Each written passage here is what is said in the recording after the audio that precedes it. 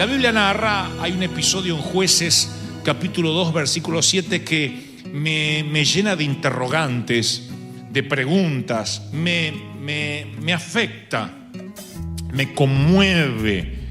La palabra me moviliza cada vez que lo leo.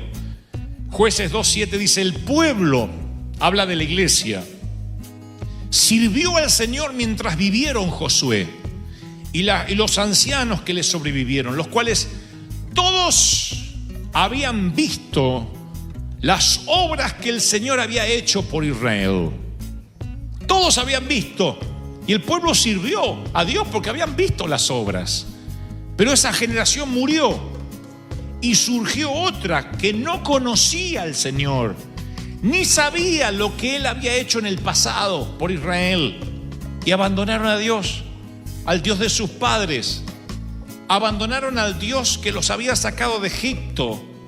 Siguieron a otros dioses paganos de los pueblos que estaban alrededor, y los adoraron, provocando así la ira del Señor. O sea que el ciclo de decadencia comenzó con la muerte de la generación que había tomado la tierra prometida y el surgimiento de una nueva generación. Y cuando Dios bendice una sociedad, siempre hay padres, hijos y nietos. Siempre hay 3 generaciones. Porque en Israel había una generación que nunca logró cambiar la mentalidad. Los que murieron en el desierto, los padres. Los que siguieron a Moisés, 40 años los tipos, y no se pudieron sacar la esclavitud de adentro. No se podían sacar más de 300 años de esclavitud, no se la podían sacar. O sea, Dios los sacó de Egipto, pero ellos nunca pudieron sacarse Egipto de adentro. Y entonces Dios los tenía dando vuelta y eran tan cabezones. Ustedes leen en la Biblia y dicen: pero ¿cómo puede ser? Les cae el pan del cielo, ni trabajar tienen que para el pan. Y apenas Moisés se perdía un instante allá arriba en la montaña, ya estaban adorando dioses paganos. Ya estaban criticando, ya querían apedrear a Moisés, porque eran mentes de esclavos. Cuando Dios ve a ellos, dice: esta generación literalmente tiene que morir aquí. No están preparados para conquistar lo nuevo. Y yo sé y he visto a hombres y mujeres de Dios, y ahora hablo en términos espirituales, que han muerto sin poder ver un avivamiento, sin poder ver un mover de Dios, porque se murieron como odres viejos. No hablo de edad cronológica, insisto. Hay muchachos de 20 años que son odres viejos, y hay hombres de 70, 75 años que son odres nuevos. No hablo de edad cronológica, no es esta un insulto a la edad. Lo que trato de decir es que cuando Dios quiere bendecirte y nos cerramos, nos transformamos en esa generación de Israel que no pudo ver la gloria de Dios, que se murieron. A razón se presumen de 400 funerales diarios. Iban muriendo, eran 4 millones, y todos murieron, y sus hijos fueron los que poseyeron la tierra prometida. Esos hijos, dice la Biblia, esa segunda generación, la generación de la era Josué, fueron testigos desde chiquitos de todo lo que Dios hacía. Tenían la inocencia de decir: papá, ¿y por qué cae maná del cielo? Y porque Dios nos manda para que nos alimentemos. Oh, papá, ¿viste lo que pasó? De la roca brotó agua y se abrió el mar. Yo era chiquito, pero contame la historia. Y antes de dormir, esos chiquititos se criaron en una atmósfera de milagros. Esos, creo, somos nosotros. Somos una iglesia joven. Nosotros somos una iglesia nueva. Una iglesia en una California seca, en un sur de California que decían que nada crece, que aquí las iglesias están condenadas a ser pequeñas. Somos una iglesia joven, somos una iglesia pura que le creemos todo al Señor y creyentes en que Él puede hacer las cosas nuevas y nos renueva y nos bendice. Así que creo que somos la generación Josué. Llegamos y conquistamos esta tierra, y esta tierra es nuestra, y somos una generación que hemos visto los milagros, hemos visto. Pasan los años, ya cumplí 35 y no me puedo olvidar de la sanidad de mamá. No me puedo olvidar. ¿Cómo voy a olvidar que un día Dios entra a mi hogar, a nuestro hogar, y la sana hasta el día de hoy? Jamás pensé que iba a verla enfermarse de Alzheimer de viejita. Yo pensé que se me moría ahí a los 44 años de edad. Pero Dios la sanó. Y yo pasan los años, hoy estoy siendo pastor, predicando, abriéndome paso en el mundo de los hombres de Dios, y no puedo olvidarme, soy de la generación Josué, soy de la generación que vio los milagros de Dios. No me lo contaron, yo vi los milagros de Dios. Entonces, yo no provengo de un seminario, sino de la vida real, ¿sí? Y muchos de ustedes son eso. Ahora viene la tercera generación, que son nuestros hijos. Y nuestros hijos, conforme la Biblia, es esta generación, esta tercera generación que nunca conoció lo que es ser esclavo, nació en una tierra que fluye leche y miel, y eso está bueno. Qué lindo darle a nuestros hijos una tierra que fluye leche y miel, darle prosperidad, abundancia. El tema es que lo dan por sentado. Y si dan por sentado la presencia de Dios, hasta lo sagrado se les vuelve común. Los ricos, los niños ricos no saben que son ricos. No saben. Los niños ricos dicen, quiero una PlayStation, ahora quiero una Xbox, ahora quiero, y el padre va y le regala, y le regala, le regala. Y él cree que a todos los niños les pasa eso. Hasta que un día se choquean con el mundo real. Él cree que todos los niños suben a una limusina con los vidrios polarizados, cree que todos los niños andan con seguridad. Los hijos de los reyes no saben que los demás no son hijos de reyes. Dan todo por sentado. Por lo general, si no tienen buena terapia, salen al mundo como que el mundo les debe algo. Y esa es nuestra responsabilidad con la tercera generación, porque es una generación que no conoció por experiencia propia lo que significa ser salvado por Dios. Algunos de nuestros hijos nunca tendrán conciencia de lo que es ser salvado por Dios. Y cuando voy a la Biblia, uno dice, bueno, pero son nuestros hijos, yo los crío en un ambiente espiritual. El tema es que la Biblia habla de hijos de Dios y nunca habla de nietos de Dios. Y los nietos de Dios no existen como tal, ni como figura metafórica, ni como figura espiritual. Dios no tiene nietos, Dios no es abuelo de nadie. Dios es padre de todos, pero no es abuelo de nadie.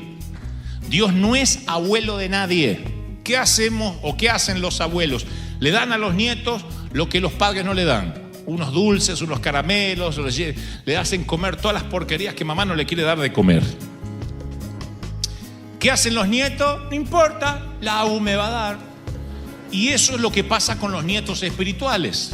No se comprometen, no diezman, no ofrendan, no oran, no buscan a Dios. No importa, a mí Dios me va a dar porque es mi abuelo. Y Dios no es el abuelo de nadie. Dios es padre. Y Dios quiere tener con sus hijos relación de padre e hijo. Y no le importa cuál sea tu apellido. Tu papá puede ser un gran predicador o un gran delincuente. Dios quiere tener intimidad con cada uno. Por eso me preocupa esta generación. Por eso me preocupa que nuestros jóvenes empiecen a dar por sentado la presencia de Dios. Y crea que presencia de Dios hay en todas las iglesias, que cualquiera que se una ya ora y cae la gloria. Y no es así. La presencia de Dios es un regalo que Dios le da a ciertas personas, a cierto pueblo. Y los nietos de Dios creen que lo han visto todos. Porque recuerda, tus padres, si tienes padres cristianos, pelearon batallas que tú no peleaste. Tus padres fueron salvados de una esclavitud que tú nunca experimentaste. Y es un engaño imaginar que tú no necesitas tanto a Dios como lo necesitaron tus padres. Y que nos acostumbremos a esto. Y creo, se lo he dicho más de una vez, cuando más sabemos de Dios, parece que menos adoramos. Por eso el Señor dice, sean como niños, sean como niños. Si no son niños, no pueden entrar al reino de los cielos, sean como niños. ¿Por qué no dijo, crezcan, sean adultos? Dice, sean como niños. Para entender el reino, uno tiene que asombrarse como niño. Porque cuando más conocemos de Dios, es como que adoramos menos. No es el oceanógrafo el que debería adorar más a Dios por descubrir los corales, los cardumen de peces desconocidos. No es el cirujano que ve latir el corazón en la mano que debería adorar a Dios por semejante creación. ¿No es acaso el que estudia las constelaciones el que debería decir, wow, miren la cantidad de constelaciones que hay en el universo, más voy a adorar a Dios? Sin embargo, son los que menos adoran y los más ateos. Entre los médicos hay muchísimos ateos, entre los astrónomos hay muchísimos ateos y entre los científicos muchísimos ateos, porque dicen todo tiene una explicación y sacan a Dios de la ecuación. Más conocen, más se alejan del Señor. Lo mismo pasa en la iglesia. Si las iglesias más duras y más muertas son donde hay más teólogos. Si las iglesias más duras al mover de Dios son cuando más la gente a veces estudia la Biblia y busca la vuelta, y este es apóstata y el otro es falso profeta y este es el libro que dice y esta es la gran ramera. Están tan preocupados por la letra que se olvidan del espíritu. Y cuando se olvidan del espíritu, conocen tanto de Dios que dejan de adorarlo. ¿Soy claro lo que intento decir, sí o no? Por eso algunos duermen en el servicio, por eso se les hace tedioso. Por eso algunos bostezan, porque dice, ¿cuándo va a terminar? Porque son nietos de Dios, porque nunca tuvieron un encuentro personal con Dios. Mi encuentro con Dios no te sirve. El encuentro de tus padres no te sirve. Tienes que tener tu propio encuentro con Dios, tu propia historia con Dios, caminar con Dios, caminar con el Señor. Si no, vas a ser un nieto de Dios, porque no peleaste batallas, porque no viviste. Israel vive 400 años de fracaso. Vienen a continuación el tiempo que la Biblia define como el tiempo de los jueces. Y dice, en esos días no había rey en Israel y cada uno hacía lo que le parecía. Jueces 21-25. Cada uno hacía lo que le parecía. En esa tercera generación, oigan, la generación andaba por el desierto, con el arca de un sitio para otro, la entraban, la sacaban, igual que nosotros. Dios les da Jericó. ¡Wow! Celebran una revolución en la ciudad. Y al cabo de unos años, ¿qué pasó con River Church? Ahí cada uno hace lo que quiere. Sí, los jóvenes bostezan, tienen sexo entre ellos. ¿Y qué pasó? Y se fue el avivamiento. No se fue el avivamiento. Por eso muchos cristianos criamos a nuestros hijos, pasa el tiempo y decimos, ¿por qué mi hijo no sirve al Señor? Y porque quizás nunca lo formaste en el Señor. Que no es lo mismo que hacer un devocional o leerle la Biblia o mandarlo a la escuela dominical. Formarlo en el Señor significa que Él no dé nada por sentado, que aprenda que si Dios no sana, podemos morir de enfermedad. Si Dios no prospera, por más que trabajemos, nada nos va a ir bien. Si no honramos, si no seguimos principios, no nos va a ir bien. Formar a la próxima generación. La Biblia dice, Proverbios 13:22, el hombre de bien le deja herencia a sus nietos. El hombre de bien, Proverbios 13:22, le deja herencia a sus nietos. Y dice 2 Corintios 12:14, Pablo dice, porque los hijos no tienen que atesorar para los padres, sino los padres para los hijos. Lo que está diciendo esto en términos espirituales es que cuando una generación paga el precio, la próxima generación comienza recibiendo ya una herencia desde los hombros, como un día les conté. Desde los hombros del anterior, uno empieza en otro nivel. ¿Soy claro, sí o no? Desde lo que Dios nos dio, desde ahí empezamos a construir. No hay que empezar de abajo otra vez. Así hacemos con nuestros hijos. ¿Por qué vamos a mandar a los hijos a vivir la misma pobreza nuestra? No, vamos a darle una herencia, poca, digna, chiquita, pero herencia al fin. Y que Él empieza a construir desde ahí. Eso es nuestro orgullo paterno. Mirá, le di a mi hijo su primer autito, qué sé yo. Le ayudé a mi hijo a trabajar, a esforzarse y le pude dar algo de dinero para que vaya a estudiar. Y desde ahí, Él quiero que me supere, que crezca más. Quiero que todo lo que a mí me costó años, que lo logre en meses. Ese es mi deber, mi tarea, mi misión como pastor. Y cuando nosotros no hacemos ese traspaso de formar a nuestros hijos, la iglesia empieza a envejecer. Y cuando la iglesia se llena de canas, no hay tinte ni Just for Men que haga el cambio. Cuando la iglesia se llena de canas, es preocupante. Cuando los jóvenes dejan de venir, cuando ya no hay ruidos de niños. Recién yo estaba en un sitio que tengo allí antes de salir tomando un café y justo estoy enfrente de los bebés Eso era el concierto de Viena. Así que si quería orar, no pude orar nada. Gritaba uno y el otro, y se endemoniaba otro y el otro y el otro. Pero esto es una casa, un hogar. Yo digo, lo peor que pudiera hacer es esas iglesias donde nunca vieron un bebé hace 30 años. Ya porque no los pueden hacer ni porque vienen. Entonces digo... Oh, olvídense. Pero no, espere. Lo que digo es, lo sorprendente de esta iglesia es que estamos vivos. Y al estar vivos generamos vida. Y al generar vida, uno sabe que esto no es para nuestra generación, sino para la próxima. Ahora, si esa otra generación no vive de primera mano las maravillas de Dios, hay un vacío generacional. ¿Qué es lo que pasó en el libro de Jueces? Había jueces, pero no había rey. Y al no haber rey, no había ley. Al no haber ley, era la anarquía total. Y cuando hay anarquía espiritual, anarquía puede haber aún con un pastor tras el púlpito. Anarquía es que cuando cada uno hace lo que quiere.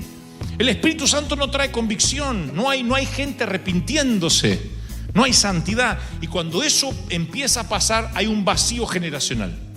Suceso sin sucesor es un fracaso. Podemos vivir días de luna de miel con el Espíritu Santo. Si en 15 o 20 años perdemos a nuestros hijos, o están en la droga, o están divorciados, o están en alcohol, o en sexo promiscuo, habremos perdido la batalla. Por eso este es el tiempo de disfrutarlo y también de beber todo lo que podamos para transmitir. Yo trabajaré hasta el último día de mi vida para que lo sagrado no se vuelva común. Siempre digo, es nuestra tarea hacerlo todos los días. No dar nada por sentado. No dar nada por sentado a nadie. No estar seguro de nada ni de nadie, sino todos los días trabajar en lo que Dios te manda hacer. ¿Me siguen, sí o no? Todos los días. Pero Dios tiene una solución. Se las voy a dar y para culminar. La solución es que Dios le dice, cuando Israel estaba por entrar a la tierra, luego de 40 años, le dio una instrucción, dijo, hazte cuchillos afilados y vuelve a circuncidar a los hijos de Israel. Josué 5:2. Dios le da una ley, una ordenanza a Josué. Le dice, hay muchos de ustedes que son nietos, que no me conocieron, nacieron en el desierto y no están circuncidados. La circuncisión era el pacto de Dios con su pueblo. Los niños se los circuncidaban, era un pacto, era mostrar que había una relación con su Dios. Era un lugar en las zonas íntimas del hombre donde se separaba lo que simbolizaba la carne. Representaba la circuncisión un corte en aquellos lugares ocultos, que es siempre donde los hombres necesitan un corte espiritual, en los lugares ocultos, en los asuntos secretos. Y Dios le dice, quiero que vuelvas a circuncidar a todos aquellos que no están circuncidados. Quiero que traigas una nueva santificación porque no estoy dispuesto a perder una generación. Quiero que hables con los hombres de tu congregación y a aquellos que están estancados en la niñez, pero no en la niñez espiritual, sino en la niñez carnal, que son niños, que no son sacerdotes, que no son sacerdotes del hogar, que sus hijos ven que se quejan de los diezmos, que llegan tarde al servicio, que sus hijos ven que no quieren congregarse, que sus padres viven discutiendo. Esos hijos se van a perder a menos que esos padres se santifiquen. Trae una nueva circuncisión, trae una nueva palabra para ellos para que sean santificados. Dios dice, hoy quiero que vuelvan a las bases, que haya un nuevo pacto, un compromiso con Dios, que nunca nos apartaremos de Él, que amaremos al Señor, no importa si naciste en el desierto o recién te sumaste a la iglesia. Dios dice, hay un corte que tienes que hacer, hay un corte con las cosas que te atan, con las cosas que no te dejan subir a una nueva dimensión, a un nuevo nivel, y eso es lo que el Espíritu Santo nos está pidiendo hoy, para que no se pierda la próxima generación.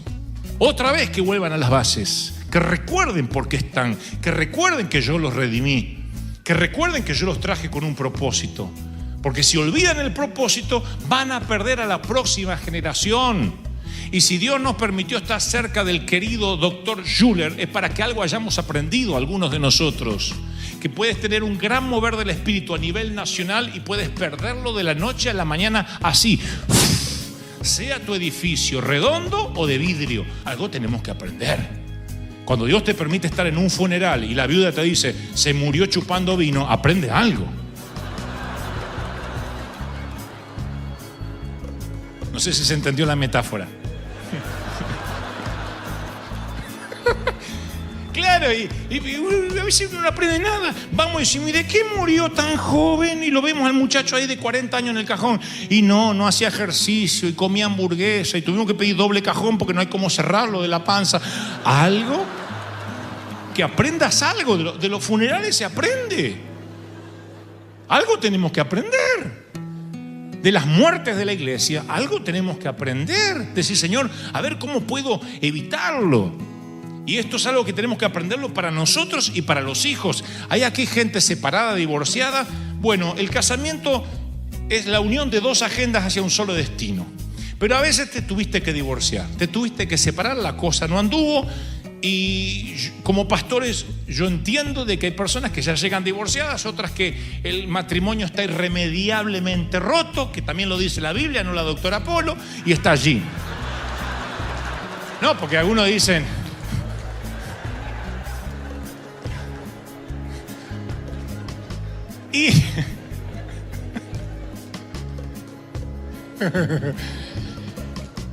Y tal vez no puedas salvar la relación matrimonial porque pasaron muchas cosas y digas, bueno, todo está perdido, ¿qué hago yo? ¿Soy acaso la parte relegada de la iglesia? No, tus hijos no merecen convertirse en las víctimas inocentes de una guerra. No puedes permitir que se pierdan los retoños porque todos los años habrán sido en vano, tanto dolor no tendrá sentido. Si el sueño del príncipe y la princesa no funcionó porque el matrimonio se disolvió, bueno, tus hijos son la profecía. Tus hijos es lo que hay que salvar. La Biblia dice que es posible sacar una buena semilla de un árbol muerto. Entonces, ¿qué intento decir con esto? No es pro divorcio, no estoy diciendo divórciense. Lo que trato de decir es, aún los divorciados dicen, bueno, pero ¿qué me queda a mí? Mis hijos vivieron el divorcio, vivieron la separación, tuve que criar a mis hijos sola. Aún así, tu obligación es salvar los retoños. Del árbol muerto, Dios también puede sacar una semilla. O no hemos conocido predicadores que han sido frutos de una violación.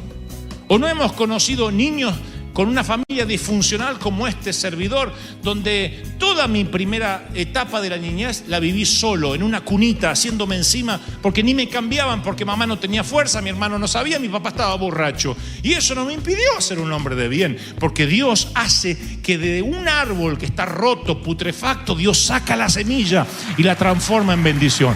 ¿Cuántos reciben esta palabra? Dígame, amén, aleluya. ¿Cuántos la reciben? Dígame amén. Grábate estas palabras en el corazón. Incúlcaselas a tus hijos. Háblales de ella cuando estés en tu casa, cuando vayas por el camino, Deuteronomio 6:6. Cuando te acuestes, cuando te levantes. Miren la orden de Dios.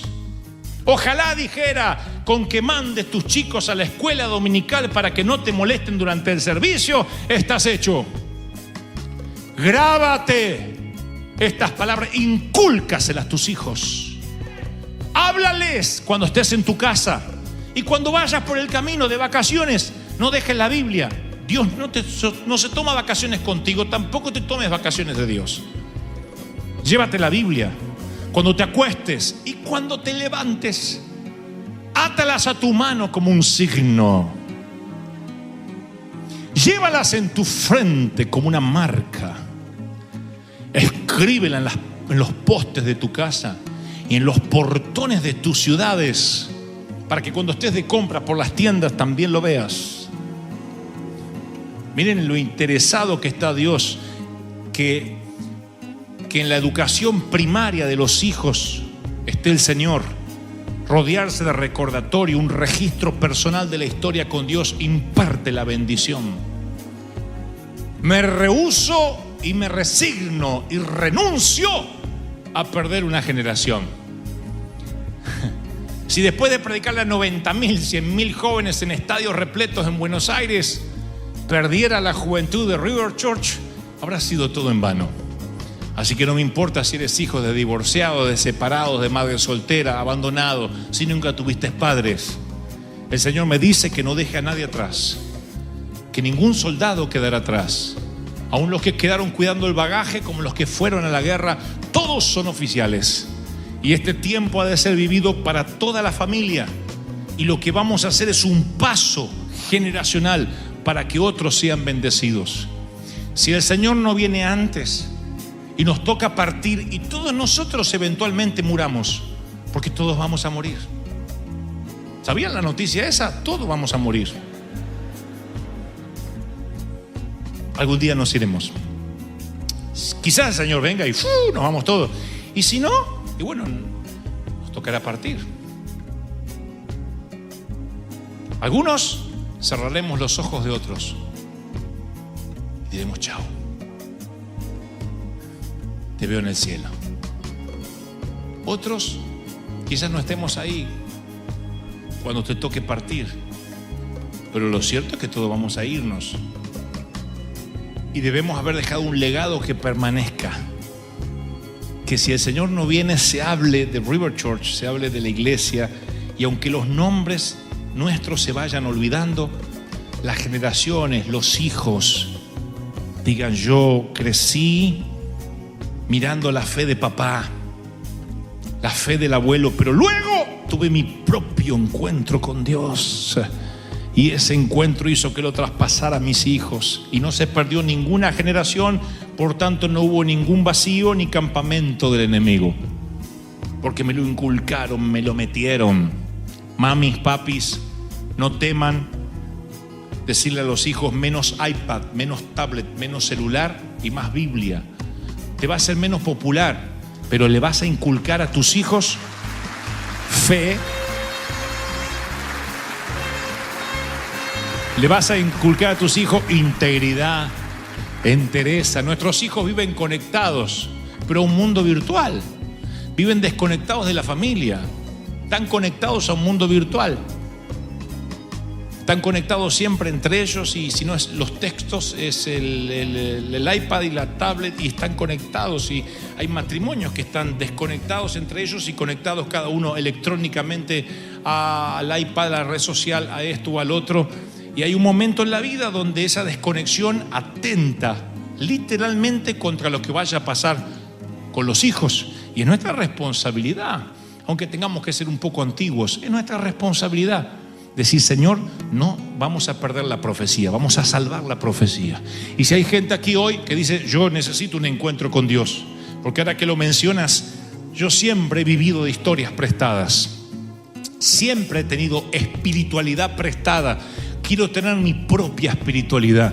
Esta es la mañana en que Dios va a tener un encuentro contigo, va a salir a tu encuentro, te va a bendecir, te va a tocar, y el Señor te va a cambiar. ¿Cuántos lo creen? Dígame amén. Vamos, aplaudan al Cordero de Gloria, al Señor de señores.